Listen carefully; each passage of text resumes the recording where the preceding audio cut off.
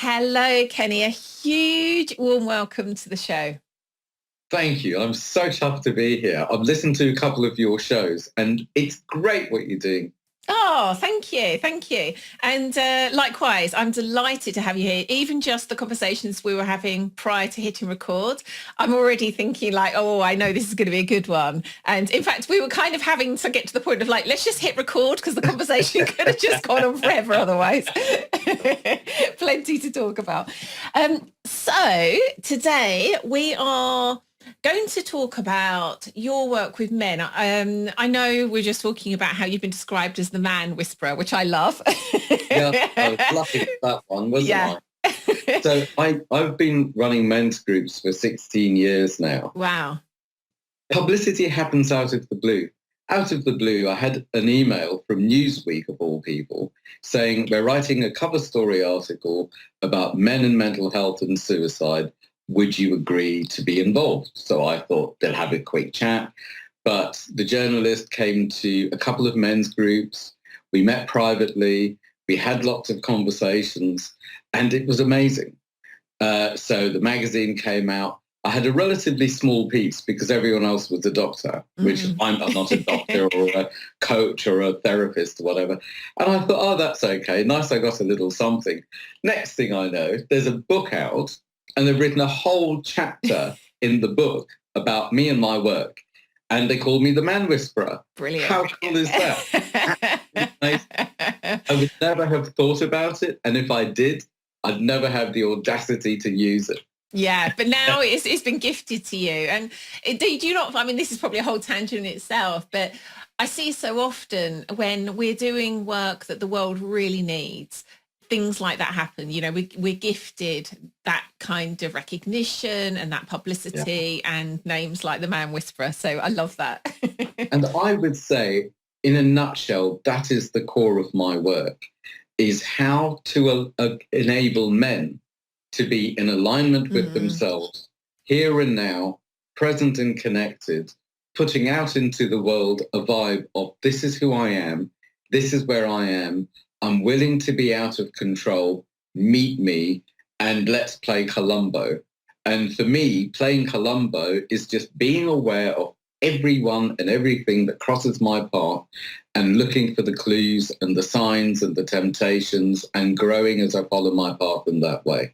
And that's what it's all about. Sadly, what I find is generally happening in people's lives, and for me, this is the difference between a man and a boy, is the boy will survive.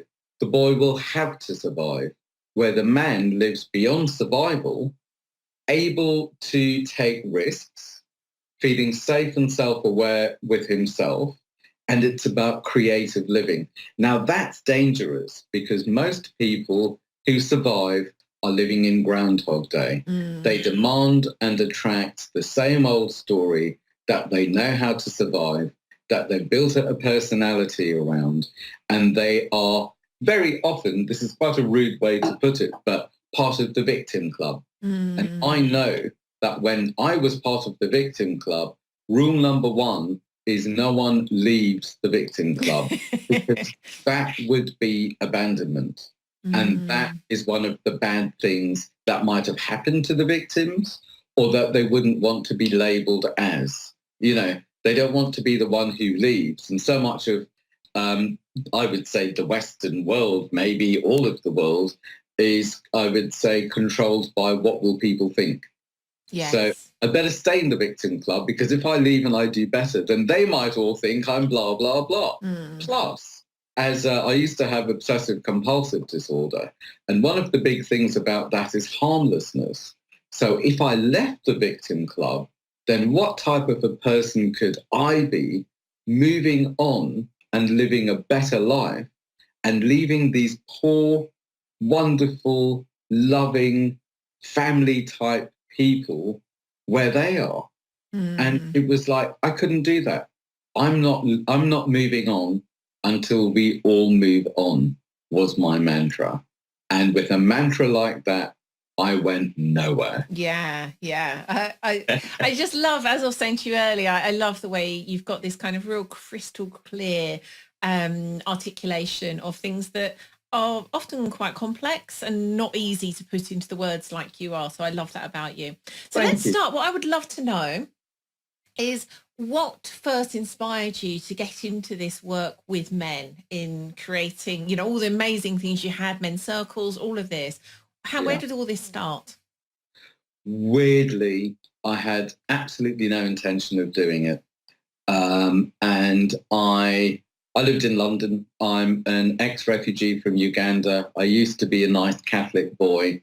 I was enmeshed, codependent, Oedipal, and therefore not really one of the other boys, but, the mummy's boys have a special position that's kind of raised a little and maybe the favorite of the women and very sensitive, super sensitive, because they are then made responsible for the emotions of the women. So there's a lot of second guessing, getting it right, and anything but the humiliation of being told off or abandoned or anything like that, because the mummy's boy should know better and should be perfect. Another huge cost of that position as a child, as a boy, is there's no space for the men to be anywhere near the mummy's boy because we are on the woman's side. Plus, very often turned against men by the women. And that's not to say that this is right or wrong or the women are bad or anything like that. This is just fact. And this might be through personal experience. Don't be like them. They are unavailable, or they don't understand it, or they're dirty and smelly, or they're stupid, or they're, oafs. The way that men are generally portrayed in the media. I don't know whether the media inform the families or the families inform the media, but there's not a lot of good news about men. Men are generally out of control and stupid and not to be trusted, etc. So that was my position. Not only was I not one of the men, but I wasn't one of the boys either, because I'm the untouchable one that's with the women. Yeah. So it was quite strange, but it was my normality. And I guess a lot of the time I didn't even notice it was going on. And in most cultures, it's just normal. It's not good or bad. It's just the way that this part of the family has relationships, or there is always this character. So I guess I was disconnected from the men and boys from an early age. And with that, I was very, very sensitive. I was quite a feminine boy with my sensitivity. I had obsessive compulsive disorder, so I needed things in place. I needed everything to be clean, not contaminated, blah, blah, blah. It went on. And then to leap into the future, at the age of 7, we started getting death threats. This is living in Uganda. So the Secret Service were after my family. We were followed. Our phones were bugged. We had to cut ourselves off from people so they don't get contaminated, which is a good OCD word, the trouble that we were in. So suddenly we're isolated and there's a lot of true danger going on. So again, to fast forward, we went into hiding and my mother, brother and I left Uganda and came to the UK with pretty much nowhere to go. So we were refugees. Well, we were in refugee camps. We had British passports, but we were refugees. Wow. Not really knowing anyone, not speaking any of their languages because we were brought up kind of Goan, Portuguese, Catholic, and I guess quite Western, where most other people, we didn't really know their cultures. We weren't exposed to them. We didn't know what was going on or what they were saying. And that was a lot more for the little boy to suddenly somehow man up and protect my mother and my 5-year-old brother. Meanwhile, on the plane, after my father said, "You may never see me again.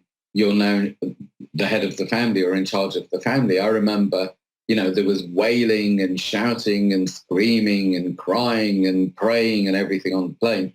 And there was I thinking, when we land, where are we going to sleep? What are we going to eat? How do I fix this one? Wow. So it was, I guess, a little boy even before the big trouble, being the mummy's boy, being responsible for the emotions of adults and feeling that it's my responsibility to fix it for adults.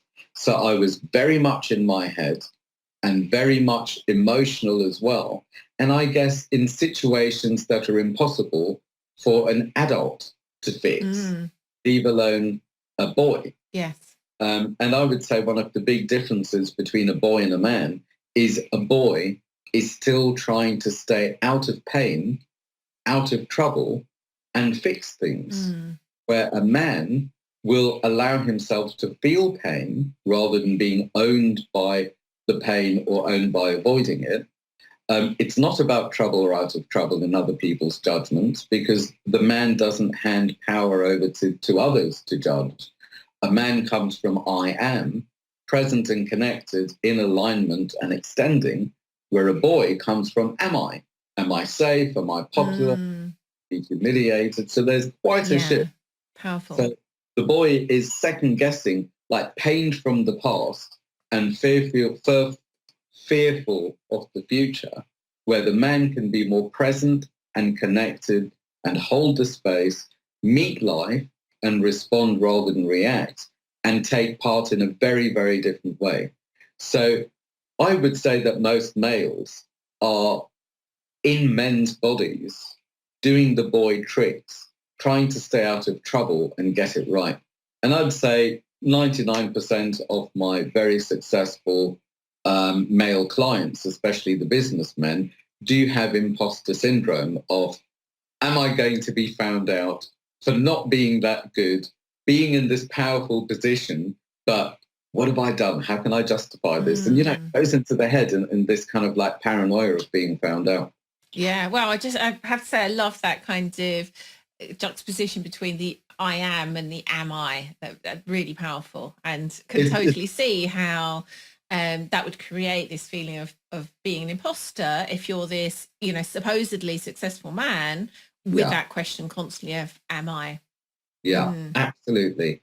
So we landed in the UK, and I realized that I only realized in my 30s, I would say my early, probably around Saturn return, that I was a brilliant act and I held it together well. And everyone respected me and liked me and life was going on well. Issues with blokes, with boys, with men, not really an issue anymore because I made peace with that. I had lots of male friends. I kind of unlearned that. But I realized that much as other people respected and liked the man that I was, I didn't. Something wasn't right. I realized that somehow I'm still a little boy inside pretending to be a man. And I never actually flipped that. I never really took ownership of that to be my own man. What other people think, I realized it's none of my business. It's got nothing to do with anything. So it was time to become my own man. So fast forward again, way forward. And I was living in London. I had a marketing and publicity business, doing quite well. Lots of pop star clients. In those days, this is the mid 80s to early 90s. When self-awareness and natural health and anything new agey or spiritual was taboo in the media.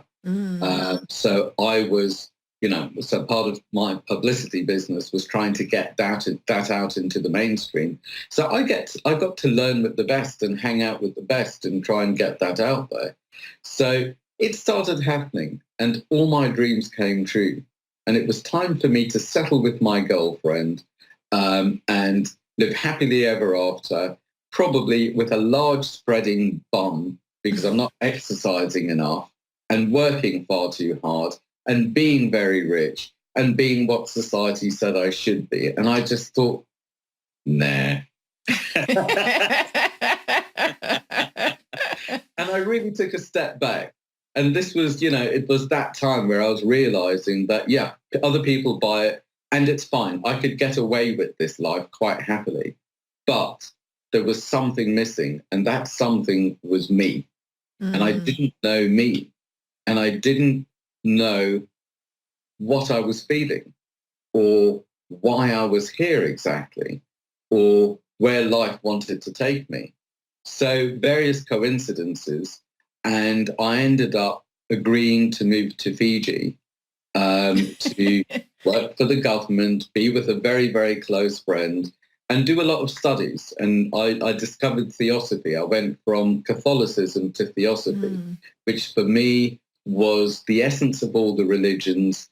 That includes the shadow, that includes, much, much, much, much bigger things. It's like, finally there's space.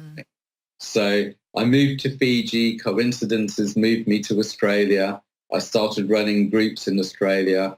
I worked with Mother Teresa and dying people in Calcutta. Wow. That really helped me get over my obsessive compulsive disorder and contamination issues. And I learned to cry. My God, did I learn to cry. After work every day, I would go back to my cheap, nasty hotel room, and I would need to wash just to get it all off me and out of me, everything that I've been working that day, including, I don't know, blood and guts and well, it wasn't really blood and guts. It was just goo from people's bodies and maggots and things that I've been dealing with. And I just need to cry to let it go. This was core life. This wasn't polite. I need to pay my mortgage and for my girlfriend not to pick on me type nonsense. This was core life. And I really got back in touch with the core of being a human being, caring for another human being, doing something useful, and being with people on the edge of death. For me, that's where life is. And even now in my daily life, when I'm on the edge, out of control, and really showing up to life that's bigger than I know, and not showing off and making it okay and razzmatazing my way into popularity, but showing up and not knowing, that's where life is. So I did my travels, came back to the UK. I'd learned so much. More than that, I'd unlearned so much because of all the challenges and the different countries and the different cultures. And it's like, actually, what I thought I knew, yeah, it's kind of right, but there's more to it. There's more to me, and it's bigger than that. So I came back with a much bigger perspective. And I did have a lot of friends. For some reason, I just have always made friends. So there were about 12 to 18 of my closest male friends, some of them old, some of them new, in my lounge. And in a nutshell, I said, I need to be met at a place of depth. Everyone was so into the drink, drugs, sex, love, power, money, whatever distractions or addictions or society said. And it's like, no, that's not enough. And I kind of said to them, I'll meet you in these places as well. It's not enough. I need to meet somewhere real. I need to meet where we're really sharing who we are, where we are, how we are, and telling the truth about the good, bad, and the ugly of what's going on, rather than just saying what's expected and keeping things jolly. And it's not even jolly, it's in survival. It was not enough. Maybe it was a bit unfair on them because I've been traveling the world and having adventures. Everything had opened up. But I just thought, stuff it. I want more. And I basically said, if you're not willing to meet me in places of more depth, and this is it, then you're chuffed. And I need to draw a line, because am I going to check into my life, or am I going to check out for a mamby-pamby existence, colluding with people for things that I think are not good enough for them or me? So it was a big deal. It was a big decision for me. Wow. And if I'm going to be my own man, living a good life, then, in these days, if I remember, I was doing quite well as a feng shui consultant. It's something I studied and I had great success with. And it was very clear, moving your potted plant to the right or the left isn't what it's about. It's all about, if you're going to be a product of your environment, then the least you can do is create an environment that's worth being a product of. And that was the beginning and end of it. So wow. I gathered my Can I just pause there? Because Go for it's, it. I love that. And I love the sort of simplicity of it, but also the power, the fact that what you did there, again, it didn't require, months of kind of planning. You were just in the moment saying, this is what I need, guys. But how rare is that? I can just imagine the shockwaves that went through your friendships, because people don't do that, do they? Wow. I guess I'm used to being the oddity. Mm. And because I'm the oddity, I can get away with anything and everything. Whether it's with my clients in the boardroom, or whether it's in the men's groups, or whether it's with, decent or indecent people, being the wild card is licensed to be wild, which means I will tell the truth, and I will allow myself to come alive, even if it makes me or someone else uncomfortable, because why collude in the dead zone? It's not enough. I love me and you and life more than that. So why hold back? It just doesn't make sense. Love that. Yeah. So what were the shockwaves like? How did your poor friends respond to that? It was a little bit, oh my God, here we go again. What do you want us to do now? With some of them, a lot of them hadn't met each other before. And some of them were right kind of like beefy, drinking, fighting, maybe even coke-taking type blokes. Mm-hmm. And some of them were more spiritual, meditation, barely still on the planet type. Mm-hmm. What do they call it? Spiritual bypass type. So everyone had their personality that they were doing, rather than a truth that they were being and living. Yeah. And to be frank, I really loved all of these blokes. I didn't necessarily like them all, because what I disliked about some of them was how much they were frauds or sellouts. But that's just through fear. So I got my best blokes in. And so 16 years ago, there are 3 blokes who still come to groups. There are quite a few, probably more than half live abroad, and probably a quarter of them don't live in London. And there are 3 that I know of that seriously fell off the rails, and that's the end of them. And if that's their choice, then the little boy me would think I need to dedicate my life to saving them and fixing them and it being okay. The man me is okay to respect who they are, where they are, and what they're doing.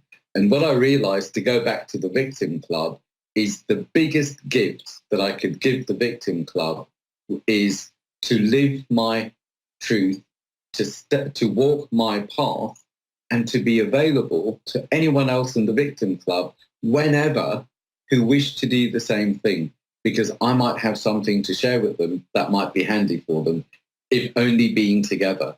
But demonstration, but it's not demonstration as in I will show you. It's demonstration as in I will be me. And if anyone's looking, that's fine.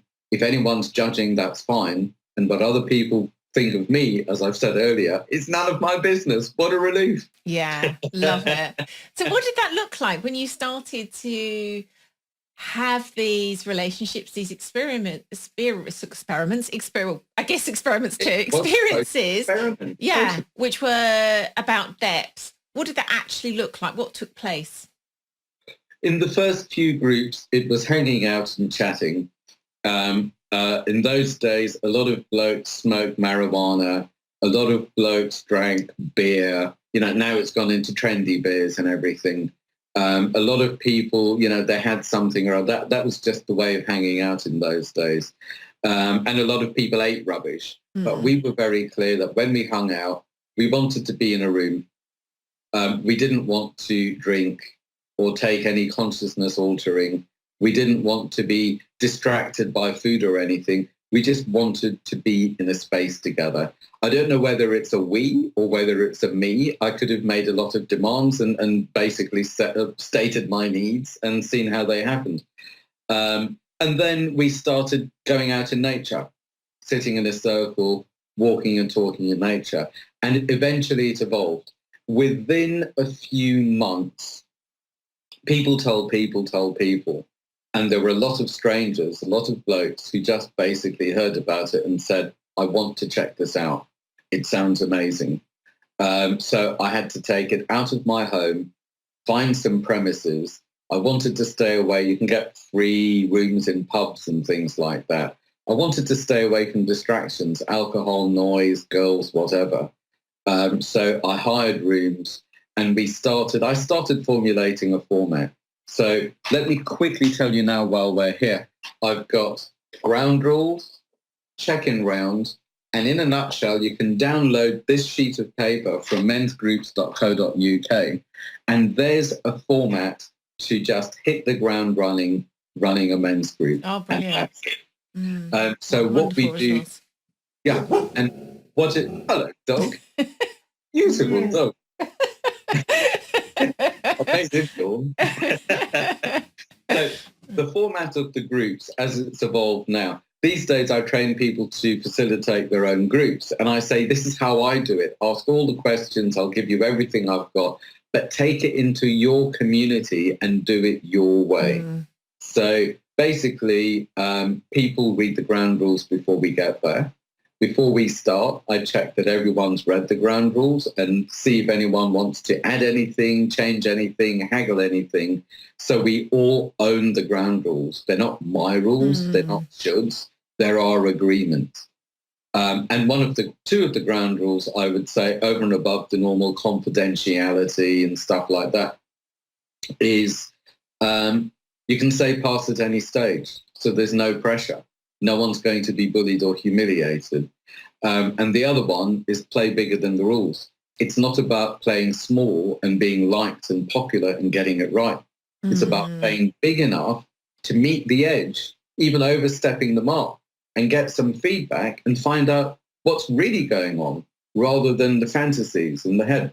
Oh, I love that. Yeah. It's getting an opportunity because, again, it's how they're showing up in the group is ultimately how hopefully they'll be able to start to show up in life. But what a great place to be able to practice what that looks like, what that's going to feel like. That is exactly it. And I've heard of men's groups. I've been to men's groups where there are certain rituals, there are certain words and phrases, there are certain ways of doing things, etc., etc. And in some of them, there's the attitude of we are safe and we understand each other here, but the outside world is nasty and they don't get it. And for me, it's like, I don't want a them and us. Yeah. And I don't want anything overly special. I want it to be as near to daily life as possible. And for me, the object of the exercise is to experiment with who I am in a men's group, get feedback if I need feedback, and then take more of who I am out into the world. It's a bridge. Yeah. That's precious. I love that. So once everyone's agreed after, people rarely haggle because I've kind of changed the ground rules and got them as right as I can over the 16 years. Then I basically say, right, so let's start. So we usually get together 6:45, 15 minutes to settle, go to the loo, read the ground rules, say hello to people you know, and judge the ones that you don't. And then 7 o'clock, once all of this is done, I have my magic bell from my Feng Shui days. Oh, wow. So my bell.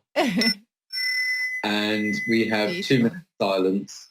And basically the 2 minute silence, not that I explained this necessarily, but the 2 minute silence is for us to get present and connected in the room, not freaked out by whatever it is we were working out or finishing our thoughts and puzzles from the day, but leave that at the door and get here. And I energetically clean the room. Quite in a nutshell, I ring my bell in the corners so the space is big and the sound has cleared it and it's our tone. And I squirt eucalyptus from when I lived in Australia. I love the smell of eucalyptus in the mountains. And it's just people smell quite a normal basic smell. And it's like, oh, we are in this zone. And it cleans the air and it Mm. creates a space that belongs to us, not to me as the facilitator, but to every man in the group as an equal in whatever way we choose to show up. So 2 minute silence, and then after the 2 minute silence, I pass the sheet around with the check-in round, and there are 12 questions that everyone answers pretty much whatever they want, because they can say pass, and there are no shoulds. By the time the second or third person has checked in, magic happens that I have never seen anywhere before. And I've had therapists and coaches and journalists and everyone in groups, and they've all said the same thing. How and why do all the men get on the same side in such a short space of time? And I don't know. And we've got different ages, races, sexualities, perspectives, every shape and size. But suddenly we're all on the same side, and it's almost as if we're facing the same direction and we're going to explore the forest together. Yeah. It's amazing. And that's the way it starts. We get to hear the whole point of everyone checking in, even if, I remember there was one guy, and all he would say was his name. And it turned out that it was actually a false name, but because, some people, especially the rich and famous, usually the rich and famous see me privately because they don't like to do things publicly. But some people need to or wish to remain anonymous. Fine. It's not a confessional. It can be for some. It's crazy the way some people show up and they think, right, I've been sitting on this for 25 years. Yeah. You're going to get it. And it all comes out quickly, and the relief on their faces. And they may never come again. They might just need to say that and leave. Other people, they come, they've been around, for over 10 years, maybe even longer, 16, some of them.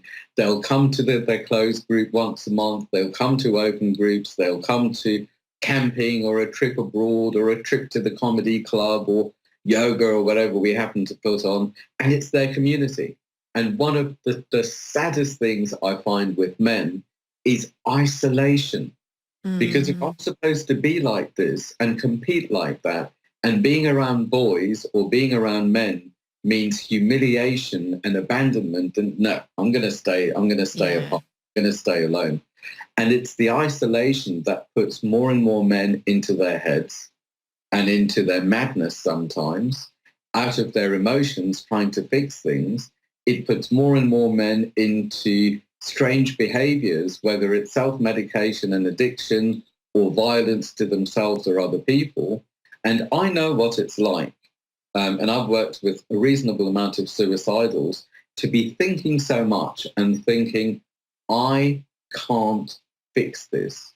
And after that much thinking, there's just emptiness and like a hollow, deep, nasty, it was not even nasty, empty shadow and numbness down here and just thinking here. So there's no connection to life or groundedness or even a physical body or emotions. It's just thinking, how do I fix this?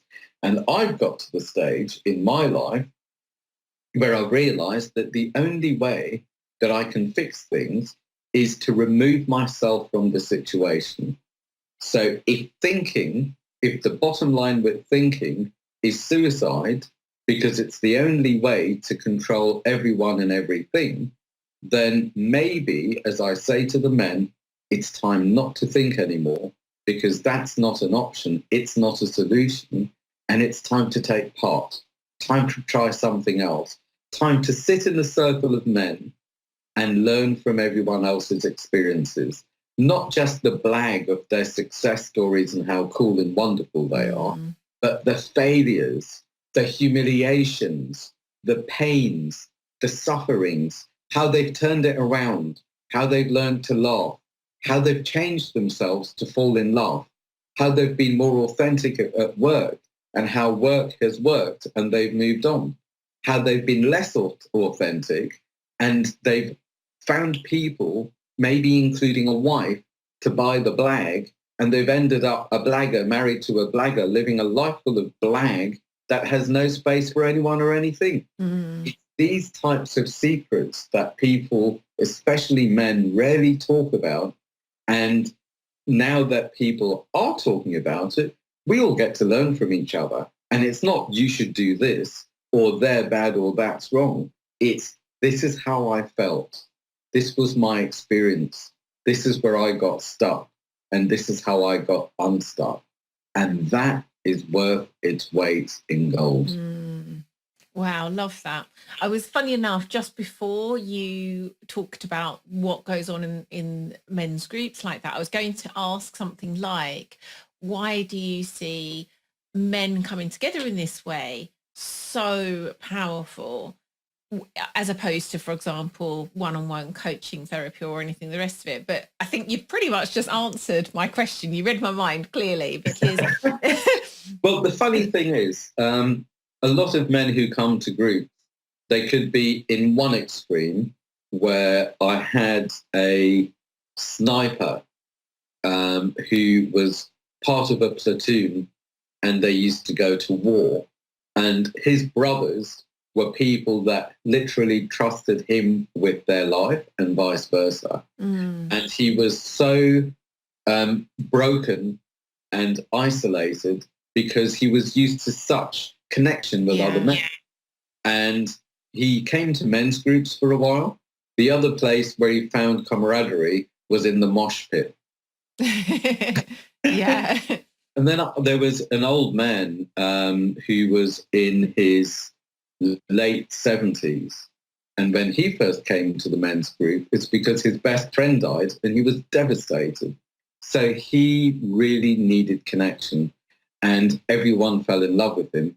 Everyone, as soon as he went to the loo, as he did quite often, all the other blokes went, when I grow up, when I'm old, I want to be just like him. It was amazing to be around an older man. Yes, yeah. Tells the truth about his life and about his feelings. Then there's the other side of things, of men who have always been scared of boys and scared of men and not knowing how to be a man, and they want to explore their own masculinity and get over this issue. And a lot of these men have read books like No More Mr. Nice Guy or Stephen Biddulph's Manhood, even David Dada's The Way of the Superior Man. And then there's the one that Robert Bly translated, Iron John, things like that. So there are a few books, and these days at the end of these books, they often say, go to a group, be amongst other men. A lot of therapists now say to their clients, go to a men's group, because in a room, you can only do so much. Yes. It's one-on-one and it's in a room. And it's the same with my clients. It's one-on-one and it's in a room. And then after a while, I say, you know enough. I don't want to talk about this with you much more because we'll be raking up old stuff that you already know. You need to get in practice. And you know that if you need a session with me, you can have a session with me, but it's time to take the next step and get involved with life. So the men's groups very often can be a stepping stone from therapy into community, into daily life. Yeah. Wow. I agree with that wholeheartedly. And very often, a lot of men aren't actually in pain. A lot of men do show up because there's something up, or quite simply they've outgrown their lives and they don't know what next. Or they've seen the older men around them or even the young men around them and they think, well, the truth is I don't want any of that, but I don't know how to do anything else. So full marks for seeing what's going to happen and taking charge. But a lot of the men are actually very happy. Some of the men, most of the men I attract privately have everything crossed off their to-have list. They've got the money, the success, the beautiful woman and wonderful children and the holidays and whatever it is, the flash car, the liposuction, whatever it is they want. And then they realize that they're not happy and they can't buy what they need to be. Yeah.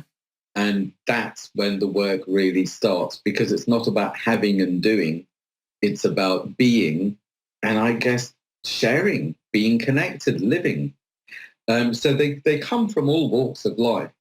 But being in a group can be so much fun 1 minute, we could be going deep into something that everyone feels and everyone has a relationship with and shifts. The next minute, there could be something absolutely hilarious that we're just laughing our socks off because that's just where it's gone. It doesn't. I remember I had a therapist who came for quite a few years, and I said to him, probably 2-3 years in, surely your life can't be that shit. I don't believe it. And he looked at me, lit up, and he looked at me and he said, yeah, but, I come to the groups and I love them. And it's my only time for me, with wife and kids and work. And I just thought if I bring some badness to the group, then I'll get my money's worth. And it's like, oh, come on. People bring stuff to really celebrate and bring stuff to really explore and bring stuff to say, here are my opportunities and I'm scared, or I don't know which one to take, or I want to take it. But what have you lot had happen if you take this opportunity, if you take this risk?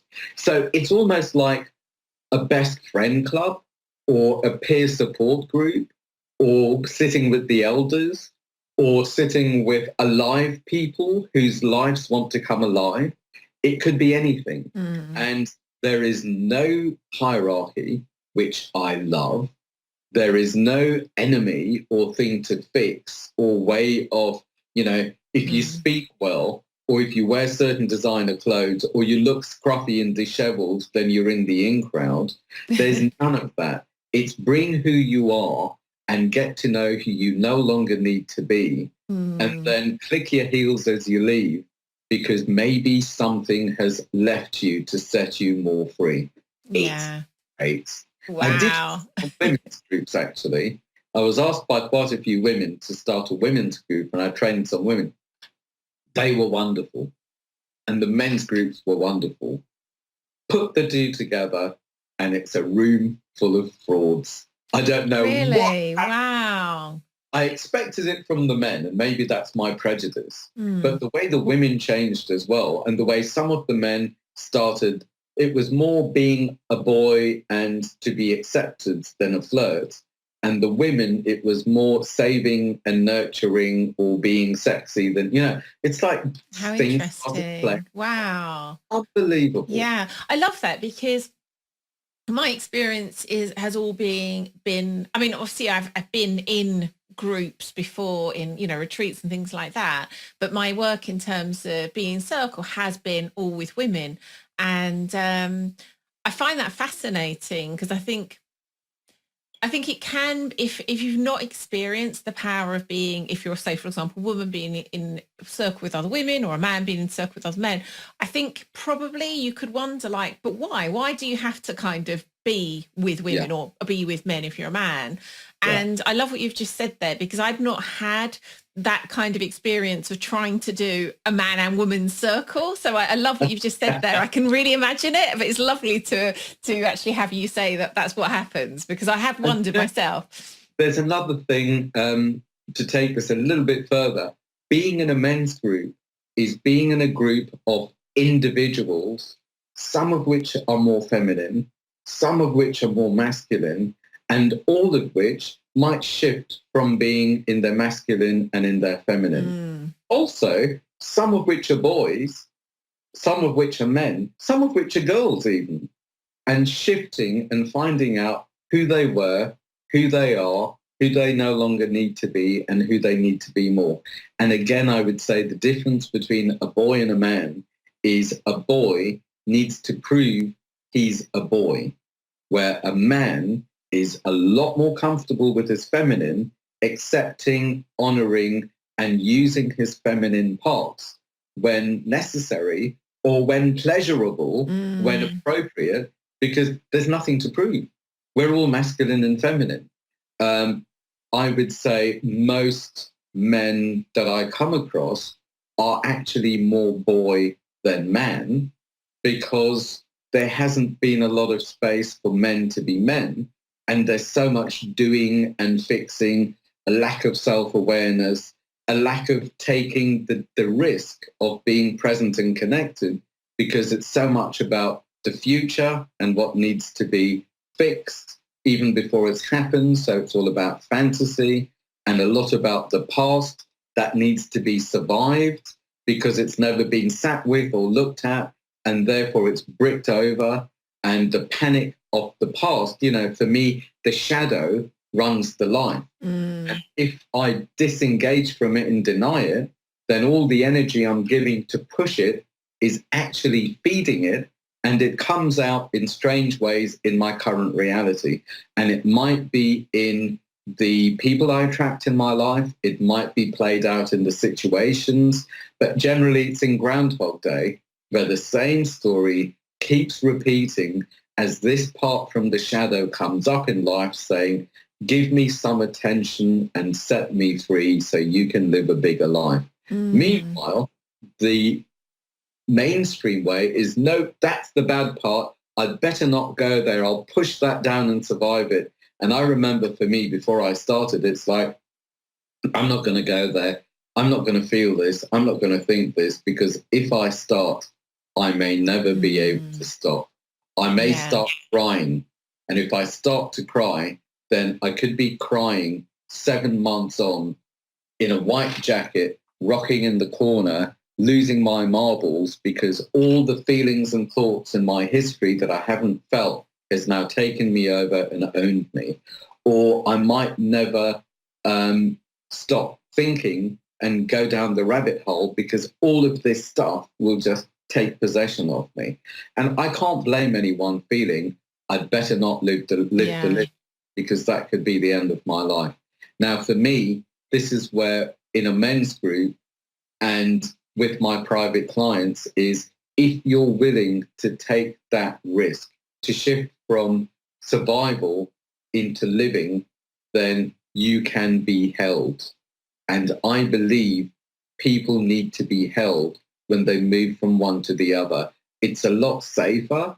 It's a lot more efficient. It's a lot more connected. And it's a very sacred space. And sometimes it means being held by someone from the outside, or someone at least who doesn't have any need for you not to change too much, or to be this person or not be this person, or if that happens, then I might lose you. It's someone with absolute unconditional love and no conditions on what happens or who you become. So that sacred space of changing, of taking the death-defying risk to be present and connected and vulnerable, that happens in the men's groups at the individual's pace. And it also happens with private clients. Now, there are the open groups and there are the closed groups. Most men that go into a closed group stay in their group for years and years, because it's great fun. People know each other very, very well. People know really who the other man is, not who the other man shows himself to be or is expected to be in the bar or the sports club or the church or the workplace or the family. It's the essence of the real man, and all the changes and all the thoughts and feelings and all the work that's been done. So the closed groups also have a WhatsApp group. People generally hang out outside the group. They go on holiday, they become best friends, whatever it is. Or they come to their closed group and that's it, once a month. The blokes get to play it however they want to play it. And also they come to the open groups and other things cheaper. But it's about being part of the community and having that normal group, friendship group, or that normal care. Or maybe you could say it's even a tribe to belong to. And at the moment, there are 5 closed groups, all of which have a different flavor. So it's being with the right men for that part of your life. So they're the closed groups, and people generally share their journey on the WhatsApp, or they phone each other, or we see each other, or whatever it is. And the open groups, that's whenever you want to come, you come, and you dip your toe in. Some men, they've come once, maybe twice, and they're not for 5 years. And then 5 years later, they'll come back and say, I knew it was right. I wasn't ready for it. There was stuff I wasn't willing to change or look at. Now I'm ready for the rest of my life. and they check in, they make their changes, and they walk their path. Wow. And in walking their path, it's not even necessarily a spiritually inclined path. When people are very, very spiritual, what they might need is to be more mental, more physical, or more social, or more emotional. So it's balancing all of them. It's not we are the rebellious intellectual lot and no one can argue with us, or we are the spiritual ones and it's all about love, you just need to meditate. All of those have their places, but it's which one is appropriate, present and connected in this moment in order for me to respond. Love it. I can't go on when I start. You're passionate. I love it. So we are out of time, but if a man's listening, and I mean, I would recommend every man, like you're saying, finds a way to see if there's a circle that suits him. How would you suggest they go and do that? Googling can bring up a lot of, I generally find, I think I'm top of the Google because I've got mensgroups.co.uk and I put on so many groups. Perfect. I know, it's wonderful. Otherwise, there might be groups that are more suitable. I think Googling, there are a lot of Christian groups, gay groups, or, these kind of things. But most groups that are out there don't advertise themselves. A lot of older men who've been sitting together or going for their meals on a regular basis go to communicate, have a good search around, but then communicate, mensgroups.co.uk. I run online groups. I train people to run groups. And after the training, there are lots of videos, and I'm going to have a group for group leaders, because for me, the object of the exercise is not for everyone to think I'm the coolest thing since sliced bread and I'm the only place to come. I'm not. But I really want to pass things on.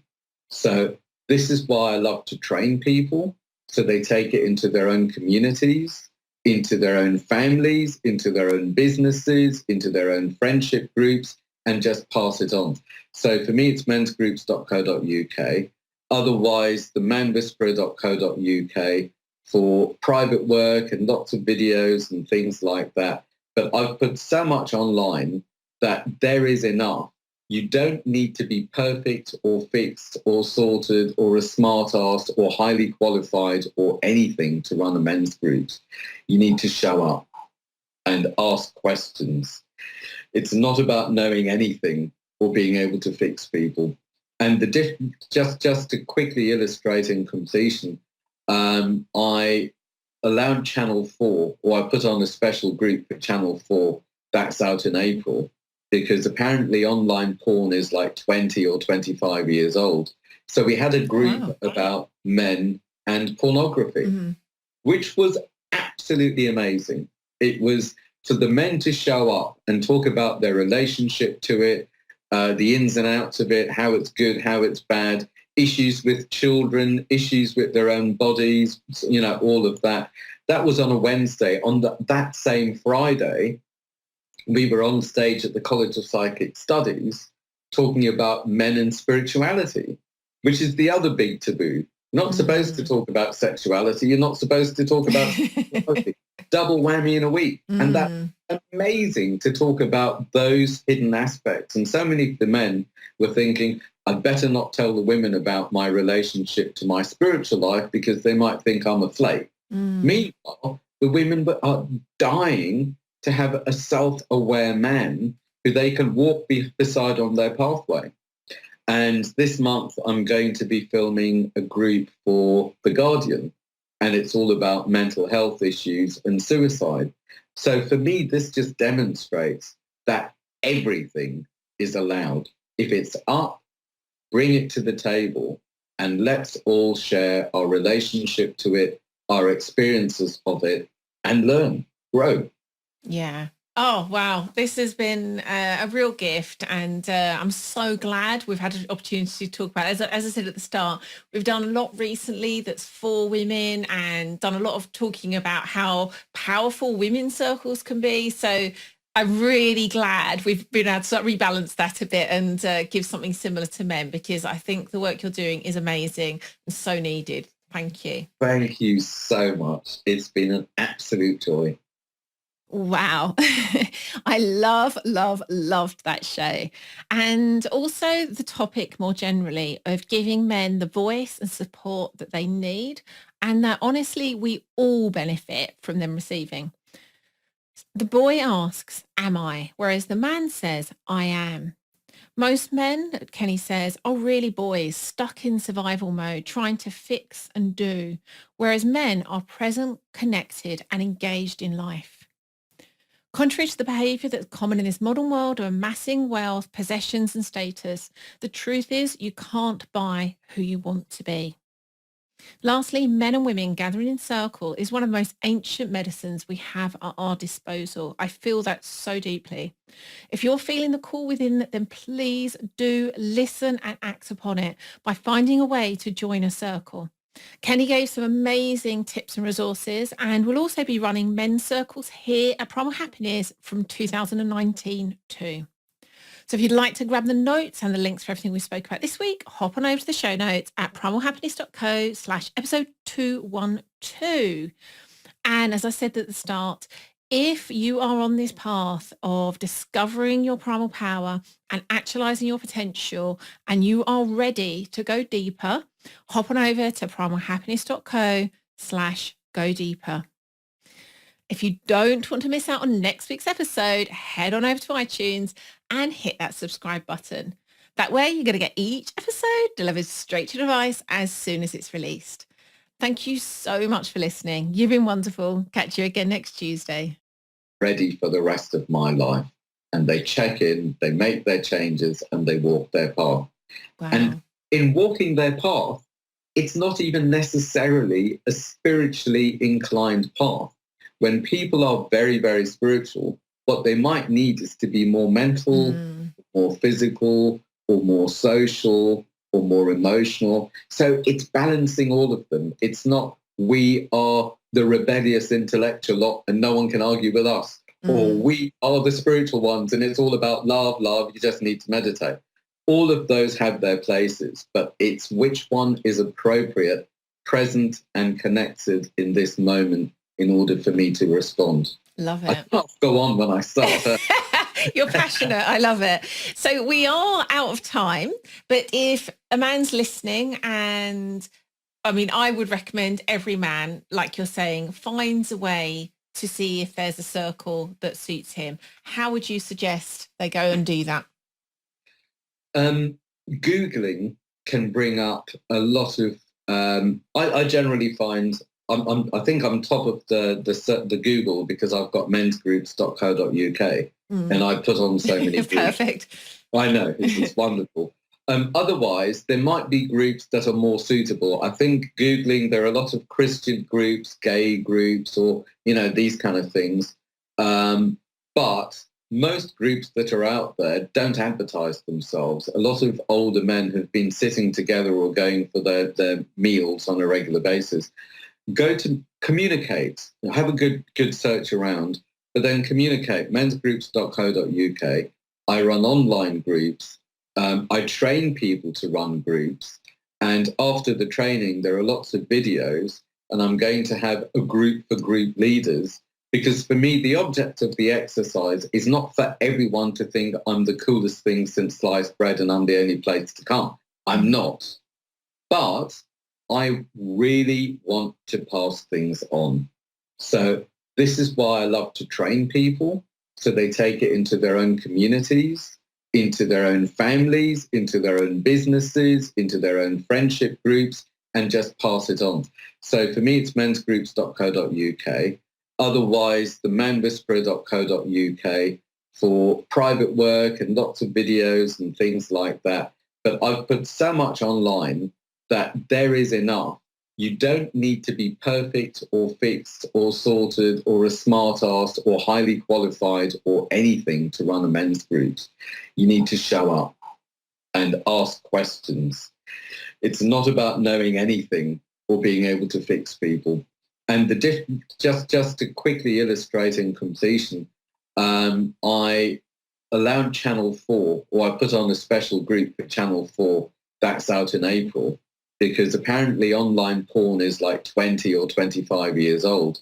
So we had a group about men and pornography, which was absolutely amazing. It was for the men to show up and talk about their relationship to it, the ins and outs of it, how it's good, how it's bad, issues with children, issues with their own bodies, all of that.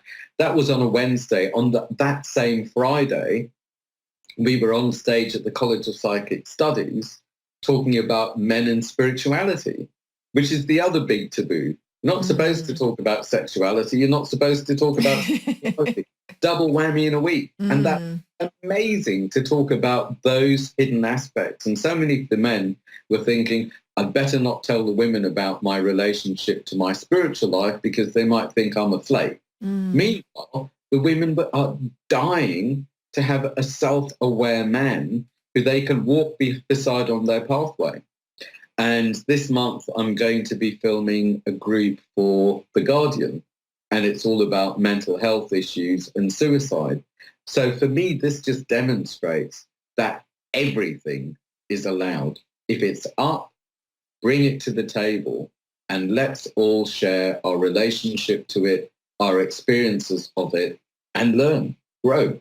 Yeah. Oh, wow. This has been a real gift. And I'm so glad we've had an opportunity to talk about it. As I said at the start, we've done a lot recently that's for women and done a lot of talking about how powerful women's circles can be. So I'm really glad we've been able to rebalance that a bit and give something similar to men, because I think the work you're doing is amazing and so needed. Thank you. Thank you so much. It's been an absolute joy. Wow. I loved that show. And also the topic more generally of giving men the voice and support that they need, and that honestly, we all benefit from them receiving. The boy asks, am I? Whereas the man says, I am. Most men, Kenny says, are really boys stuck in survival mode, trying to fix and do, whereas men are present, connected, and engaged in life. Contrary to the behaviour that's common in this modern world of amassing wealth, possessions and status, the truth is you can't buy who you want to be.